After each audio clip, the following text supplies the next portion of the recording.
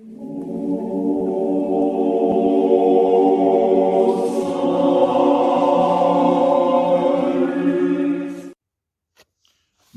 aujourd'hui je vais commencer la lecture de quelques paragraphes d'un livre qui me tient à cœur, Dans l'ombre des cathédrales. Je vais le mettre comme ça pour pas qu'il brille. Voilà, de Robert Amblin. Je commencerai par quelques pages de l'introduction. Les choses ne sont jamais si mystérieuses qu'elles ne le laissent supposer, et en même temps, elles ne sont jamais non plus aussi simples qu'on le croit au prime abord.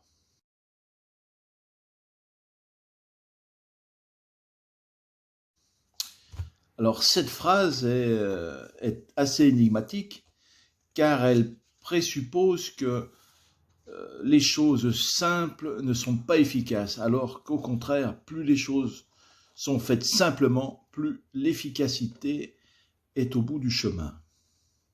Je continue ma lecture. Seul le sage sait se servir utilement de son imagination et de son mysticisme pour franchir les sphères et escalader les cieux interdits.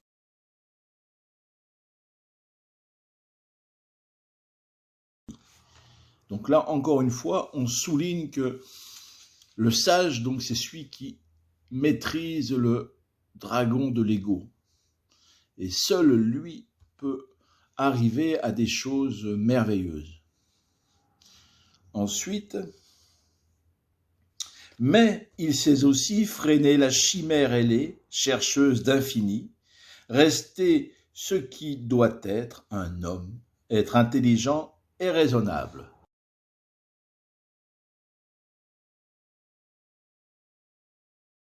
Encore une fois, ici, on parle de l'ego.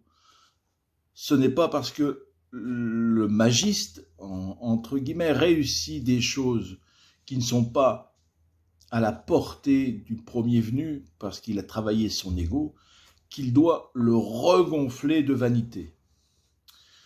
Je pense que pour aujourd'hui, on va s'arrêter là. J'espère avoir des commentaires pour agrandir cette réflexion. Je vous laisse et à bientôt.